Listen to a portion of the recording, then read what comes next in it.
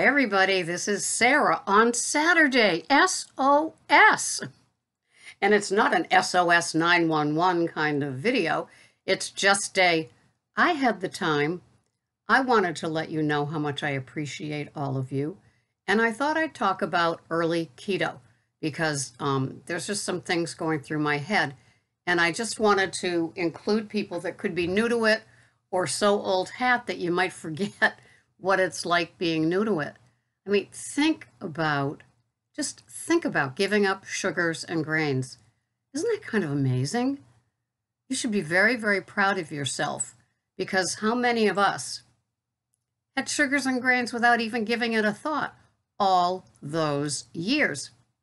Even in the food plans that we paid somebody else to give us the information for. And we had permission for sugars and grains and the standard American diet. It might have been done in a more tiny, moderate way, but we still were eating the same CRAP with all the processing and chemicals way back when. And then we give up sugars and grains. Let that really sink in. If you're my age, I'm 68 now, and so at like 63, 64, I gave up sugars and grains for the first time. It's amazing. And so just going without that, now some people carry over the need to keto-fy and have little breads and desserts and things like that. And some people continue diet sodas as crutches, also non-sugar sweeteners, either the artificial kind or the alternative kind. And you know what? In the scheme of things, when you think of the years that you spent eating all that processed food, especially like when you belonged to some diet company club and you bought their products, think of the hundreds of dollars you spent eating their CRAP with a little Macintosh apple on the side because they wanted you to have fresh fruits and veggies, right? And so we are amazing, we keto people, because we have managed to transition from that standard American diet. And not only have we improved our health and lost the weight, but now our head says, this is the way that I want to eat. And not just for today, but for the rest of my life. And so that's what we are here to do. And isn't it kind of cool? I mean, think of it. To me, it's just absolutely amazing. It's kind of like when I go to AA and there's like a crack smoking, needle using heroin addict there that isn't using those things anymore. I can't imagine being either of those. I was just a serious wino, but it's amazing that they must be really amazed at themselves, especially if their crowd of people that they did those things with is still out there or has passed on to die from overdosing. But for us here, we overdosed all the time on sugars and grains without batting an eyelash. We would be in the store. I would be in the store with my little handheld phone with the scanner on it, looking at breads and comparing points, always looking for the lowest point wrap or the flat sandwich thing or whatever. And sometimes with pizzas, the same thing. There was one from Weight Watcher Girl that had like 6 carbs in it, and it was good. And they had a gluten-free and then just a low-carb one. And, that was the game, and it was fun. And so I remember, this is for you, Marie, if you're listening, I was in Market Basket in New Bedford because I had clients that had to go to court down there. I know, it's amazing. Clients that have to go to court. And so I was using this. I was leaning down. It was on the bottom row. And I was trying to find the least bread item with the smart points or whatever points I was doing at the time. And another woman was too. And like we were bonded right there, because of it. But, for us doing keto, we don't have to have our scanners with us in the store. Maybe for things like, salad dressings or something like that. But we pretty much know what we can and can't have and can pretty much shop in those stores. Now, on weekends, I always have my keto pizza. Is it high in carbs? Yeah, kinda. Is it getting less and less? Well, I'm making less of the dough and spreading it out further. So the dough part that I'm ingesting is less week by week. But I still like those toppings. And now it's looking more like a meat eater's square pizza from Pizza Hut. And it's suiting me just fine. Thank you very much. But I don't have to have my scanner to see how many, carbs are in the meat items that I'm choosing. Or I don't do berries, but, people can have a very small serving of berries. I always, always, always suggest that you have those berries only in season and only organic. And then with the lettuces that you might choose, well, at least on the back of those clamshell plastic packages, you can see the carbs that are in them. And as I said in a video, I guess it's coming up because this is to be broadcast today, Saturday, November 3rd, you can have a lot of carbs in some of those lettuces versus some of the other ones. I couldn't find the baby butter anymore, so I settled on the sweet baby lettuce with the Olivia's brand on it. But when I did the scan to see the carbs and nutrition, it came up as State Garden, I guess. Must be a distributor. But anyway, so, really give yourself a hug for the sugar and the grains alone. And the adapting to keto, it is big. Think of it. If you've gone through it and you've had the keto, gone through it and had the keto flu, just know that it's electrolytes that make the difference. In my morning toss back, it's a little fiesta dish, and I have a teaspoon of potassium citrate, a teaspoon of magnesium powders from bulk supplements that I get from Amazon, and then I have just a smattering. It would probably be even less salt than I put in my lemon water of Dr. Price's electrolytes, mainly because I have 3 packages, but and the juice of a lemon, a fresh lemon. And then I toss that back. So I'm getting electrolytes out of the gate, and I'm getting some nice fresh lemon juice. And it's at the start of the day, so it just, I don't know if it is detoxifying first in the morning, but it certainly feels like it is. And I'll go with my feelings on this one, okay? So then I have my coffee, and I have the VitaCup brand that has 0 carbs in it. And I recently gave up my Pure, Pyure, and my Zyla sweeteners. I can't believe it. And I have a ton of them left, ton of the little containers that are like $18 each. I have some left. It saved me for a number of years, and then I felt it was time to kind of give it up. And so I was only having the sweetener in my first cup that I make in my NutriBullet with 2 tablespoons of heavy whipping cream that also has 0 carbs from Organic Valley.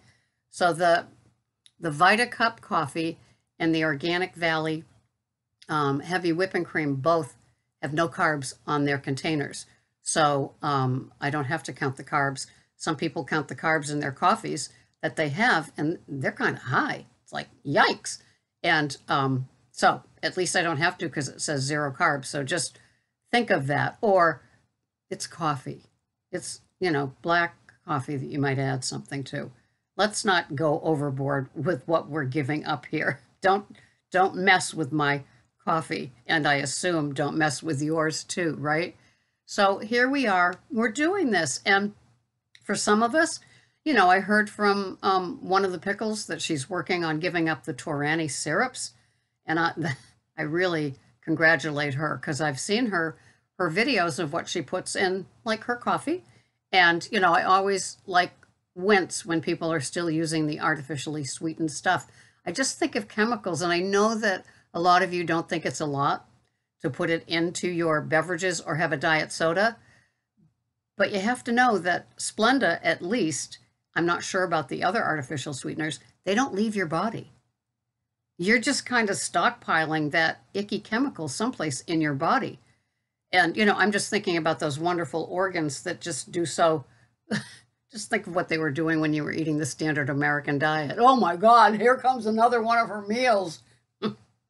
The Subway sub with the bread and the diet soda and the bag of, sun-baked chips. And, oh yeah, then that cookie on the way out. Uh, just our poor guts. And here we are finally healing them. I mean, to think of rejuvenating your body. Like so I'm 64 and I'm still eating the standard American diet. I'm binging on cakes every day. And then I get to that place where I'm giving up the grains and the sugars. Think of the healing that has to go on in an older metabolism just to get to the place where, losing is like kind of fun, versus the healing. And so there is a lot of healing that goes on in our body because we've been assaulting it.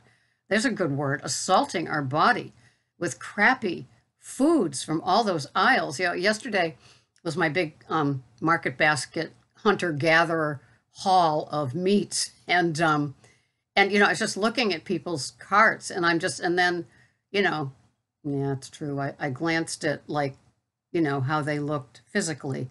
And it's just, especially people that are my age. And I'm just sitting there thinking, no correlation between food and health and body size. It's so amazing for us in America. And when you talk to somebody, they'll say, yeah, my docs got me on such and such and such and such. And they're still large and they're still, they're maintaining everything that was with just medications. And it's just so sad because it's like, there's nobody rushing in and saying, hey, buddy, come on, I can help you. You can do without that stuff. There's alternatives until you can totally give it up. For me, my alternative is my keto pizza. You've heard me talk about that. It is my crutch, and it's not going anywhere for now. I will spread out the dough, like I'll make 3, instead of making the double batch, I'll make the 1.5 batch and just pound that down even more.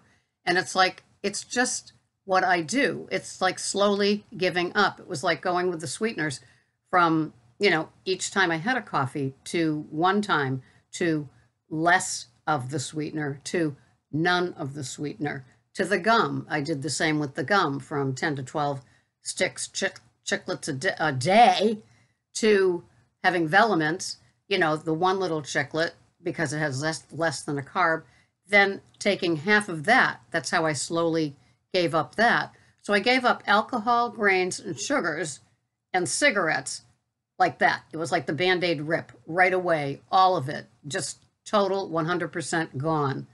But with the sweetener and, well, I guess now the pizza, it's just much slower.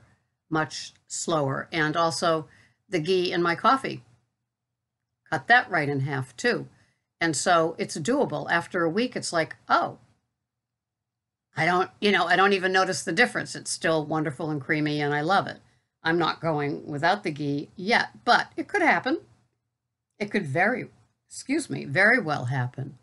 And I cut down on my veggies too. They still exist, just not every day. So I'm still carnivish as opposed to 100% card-carrying carnivore. I do like my veggies and I do like to mix them in. And so, that's how I'm going. It's just like small eliminations as you go along. See how you feel. Some people can digest their veggies, can have them, it's just fine. They can have under 20 total carbs and it works. Some people go to net carbs with their veggies, but they still count them. Other people do the Dr. Berg way, which is to not even count any veggies at all if they're like leafy, non-starchy ones. And so it's different for all of us. But, everybody has their level of give-ups and how they can do it. I've just explained to you some of mine. The big stuff I just totally ripped out of my life. Grains, sugars, alcohol, cigarettes. Right away, ripped the Band-Aid off, threw it away, never looked back. Okay? And I go to AA to not drink. I come to here, my keto community, to not have grains and sugars, right? The other stuff are the tweaks that I talk about. We all have our own areas. Like if you track or you keep some sort of record of what you eat, and you start going through it and you start saying, you know, I don't need those Quest bars anymore. Sarah calls them candy bars with wigs, and I hate her for it. Maybe having half of one, you know, maybe actually cutting it in half with a knife, putting the leftover Quest bar in a baggie, a snack baggie, in the freezer, and it's there. And so, you know, kind of doing that and see how it goes. They're cleaning it up and feeling better. You don't know how you feel until you give it up. That's what a lot of funny people say. It's like, I never knew how good I would feel until I gave that up. I didn't realize that was giving me a headache, that was bloating me, that was constipating me, that was making me jittery, that was making me want more. You know, and I'm talking about, you know, things like the artificial sweeteners and the diet sodas and the keto-fied products that are out there, you know, everywhere. I mean, or, you know, they could even be coming into your email account to order me.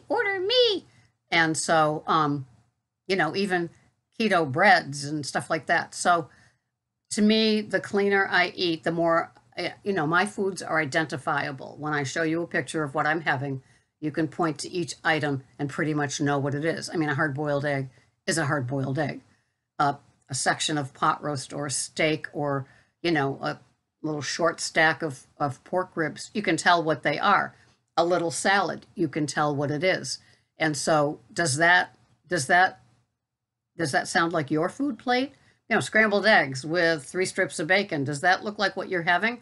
Or are you having a Quest bar and a green shake that's low carb and, you know, other sort of keto-fied things that, like, if your grandmother looked at either one of those, they'd go, I don't know. What is that? Is that a bolster bar? But what's that green thing? Right? So cleaning it up, tweaking, that's what it's all about. And it's Saturday. Look at this, 17 minutes. I'll see you the next time. Thanks so much for watching. Happy Saturday, November 3rd. Bye-bye.